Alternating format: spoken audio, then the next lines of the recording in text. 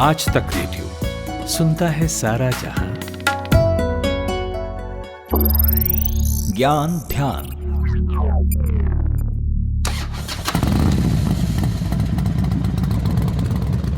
अरे भैया 1 litre petrol डालना जरा। जी भाई साहब। कितना हुआ? 114 रुपये। 114 रुपये?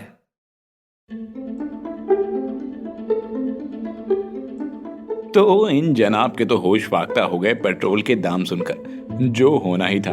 और भाई साहब ये जरूर सोच रहे होंगे कि यार ये रोज पेट्रोल डीजल के दाम बदलते क्यों रहते हैं। एक मिनट, कहीं आप भी तो नहीं सोच रहे कि भाई ये कच्चे तेल से हमारी गाड़ी की टंकी में जाने तक के सफर में तेल के दाम कैसे बढ़ जाते हैं? ये दाम आखिर बढ़ाता कौन है? और ये रोज पेट्रोल डीजल के दाम ऊपर नीचे होने का माजरा क्या है? तो चलिए जानते हैं। इन सभी सवालों के जवाब मिलेंगे आपको आज के ज्ञान ध्यान में। नमस्कार, मेरा नाम राहुल है और आप सुन रहे हैं ज्ञान ध्यान। तो ऐसा तो होता नहीं है कि जमीन से पेट्रोल डीजल निकाला और वो सीधे इस्तेमाल करने लायक हो। रिफाइनिंग की एक प्रोसेस होती है, फिर उसके ट्रांसपोर्टेशन, टैक्स वगैरह जैसे कई चीजों से इसकी कीमत तय होती है। मगर अंतरराष्ट्रीय बाजार में कच्चे तेल यानी क्रूड ऑयल की कीमतें काफी कम हैं। भारतीय लोग 1 लीटर क्रूड ऑयल की तुलना में पेट्रोल के लिए 4 गुना कीमत चुका रहे हैं। अब अपने यहाँ अगर पेट्रोल डीजल पर कुछ टैक्स कम हो जाए तो ऐसी त्राही से बचा जा सकता है। खैर, समझते हैं तेल का पूरा खेल। तो सबसे पहले जानते हैं कि ये क्रूड ऑयल होता क्या है। शीला रस, पेट्रोलियम या कच्चा तेल, ये सारे एक ही नाम है। आम भाषा में बोले तो क्रूड ऑयल। इसका निर्माण भी कोयले की तरह पेड़ पौधे के पृथ्वी के नीचे दबे होने और उनके ऊपर ज्यादा दबाव गर्मी के कारण वो पेट्रोलियम पदार्थों में बदल गए। नेचुरली पाया जाने वाला पेट्रोलियम शुरुआत में काले रंग का गाढ़ा लिक्विड फॉर्म में होता है। क्रूड ऑयल भी पेट्रोलियम का हिस्सा होता है। अक्सर आपने खबरों में देखा होगा कि क्रूड ऑयल के दाम बढ़ने से पेट्रोल डीजल के दामों में इजाफा हो गया है, लेकिन ऐसा नहीं होता है। क्रूड ऑयल के दाम बढ़ने से सिर्फ पेट्रोल डीजल के दामों में ही इजाफा नहीं होता। पेट्रोलियम में से करीब 6000 तरह के प्रोडक्ट निकलते हैं और उनमें से क्रूड ऑयल भी हिस्सा है। आसान भाषा में जाने तो इसे गर्म करके और तापमान के आधार पर अलग अलग चीजें निकाली जाती हैं, जैसे gas, petrol diesel, kerosene, lubricant oil वगैरह वगैरह। तो अब जरा समझते हैं कच्चे तेल से आपकी गाड़ी की टंकी में जाने तक के सफर में पेट्रोल के दाम कहां कहां बढ़ जाते हैं। एक सिंपल सीधे उदाहरण से समझते हैं 1 लीटर पेट्रोल की कीमत का सफर। सबसे पहले तो ये जान लीजिए कि क्रूड ऑयल कहीं भी एक्सपोर्ट इंपोर्ट बैरल में होता है। एक बैरल में 159 लीटर क्रूड ऑयल होता है, जिसकी कीमत मान लीजिए अंतरराष्ट्रीय बाजार में 87 अमेरिकी डॉलर प्रति बैरल है। अब अगर मनी मार्केट में 1 अमेरिकी डॉलर की कीमत 74 रुपए है तो 1 लीटर कच्चे तेल की कीमत लगभग 40 रुपए पड़ती है। तो भारत आने के बाद क्रूड ऑयल की शुरुआत हुई 40 रुपए से। इसके बाद भारत में क्रूड ऑयल को रिफाइन किया जाता है। रिफाइनिंग के बाद इसे डीलर को दिया जाता है, यानी पेट्रोल पंप्स पर, जहां से आप अपनी गाड़ी में पेट्रोल भरवाते हैं। कीमतों में संशोधन के बाद इस स्टेज पर डीलर के लिए 1 लीटर पेट्रोल की कीमत 43 रुपए पड़ेगी। इसमें ऑयल कंपनियों का कमीशन, एंट्री टैक्स, ढुलाई का खर्च वगैरह वगैरह जुड़ा हुआ होता है। अब पेट्रोल की कीमत में केंद्र सरकार एक्साइज ड्यूटी लगाती है। मान लीजिए 20 रुपए प्रति लीटर एक्साइज ड्यूटी सरकार लगाती है, तो इस हिसाब से 1 लीटर पेट्रोल की कीमत 63 हो जाएगी। इसके बाद पेट्रोल की कीमतों पर हर राज्य अपनी अपनी टैक्स नीति से वैट लगाती है।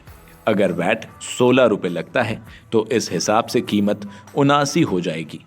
इसके बाद आखिरी में प्रति लीटर पेट्रोल पर डीलर को 3.66 रुपए का कमीशन दिया जाता है और इस तरह से 1 लीटर पेट्रोल की कीमत 82.66 हो जाती है और ये रकम हमें 1 लीटर पेट्रोल भरवाने पर चुकानी पड़ती है। तो अब आप समझे तेल का खेल। हाँ, अगर आप एक्साइज ड्यूटी का मतलब नहीं समझे तो आइए समझते हैं बिजनेस जर्नलिस्ट आलोक जोशी जी से। तो एक्साइज ड्यूटी जो है, देखिए, दरअसल इसको हिंदी में उत्पाद शुल्क कहा जाता था और ये उन चीजों पे लगती है जो देश में बनाई जाती थी। पहले फैक्ट्री में बनने वाली चीजों पर एक्साइज ड्यूटी लगा करती थी या उत्पाद शुल्क लगता था, और जो विदेश से बने बनाया सामान आता था उस पर कस्टम ड्यूटी लगती थी। इसीलिए जो डिपार्टमेंट है वो कस्टम एंड एक्साइज डिपार्टमेंट था। यानी विदेश से माल आ रहा है उस पर कस्टम ड्यूटी लगेगी, देश में बन रहा है तो उस पर एक्साइज ड्यूटी लगेगी। और ये एक इनडायरेक्ट टैक्स था, बाद में इसको सेंवैट बता दिया गया, सेंट्रल वैल्यू एडेड टैक्स बनाया गया। लेकिन अब आज की तारीख में अगर आप देखें तो ये एक्साइज ड्यूटी करीब करीब गायब हो चुकी है, खत्म हो चुकी है, कुछ चीजों को छोड़ के, जिनमें सबसे बड़ा एक्साइज ड्यूटी का सोर्स आज की तारीख में दो ही चीजें बची हैं।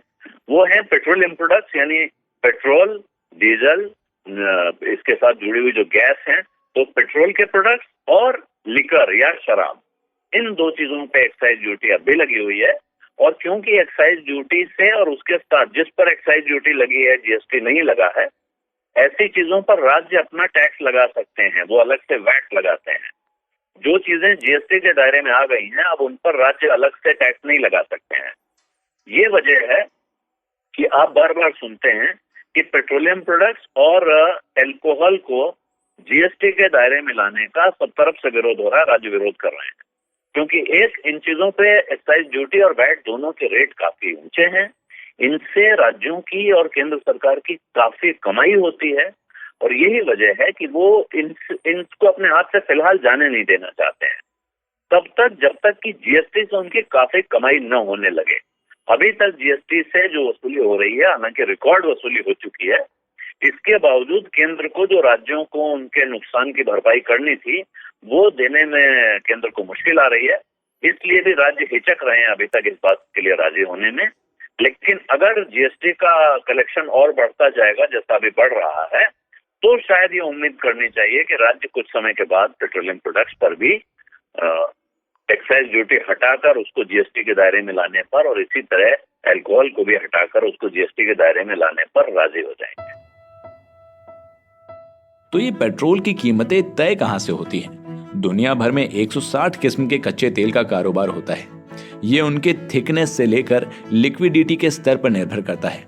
ज्यादातर कच्चे तेल अपने भौगोलिक नामों जैसे Brent crude, Oman crude, Dubai crude से पहचाने जाते हैं।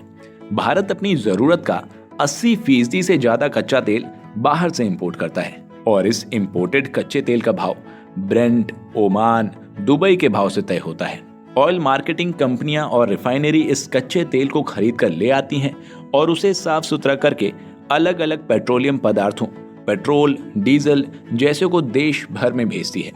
तो कुल मिलाकर क्रूड ऑयल का भाव अंतर्राष्ट्रीय स्तर पर जितना भी बढ़ता है, उसके बाद से रिफाइनिंग प्लस ढुलाई plus entry tax plus oil कंपनियों का कमीशन प्लस डीलर का कमीशन प्लस एक्साइज ड्यूटी और वैट जोड़ दिया जाता है।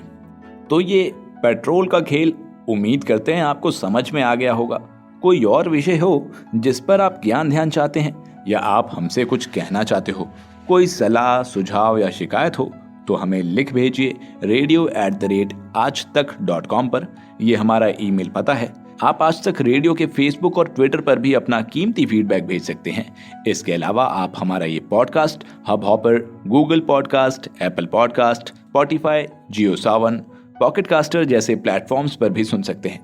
इस पॉडकास्ट के लिए रिसर्च किया था खुद मैंने, और मेरा सहयोग दिया था अमन गुप्ता ने। अब मुझे यानी राहुल को दीजिए इजाजत। नमस्कार।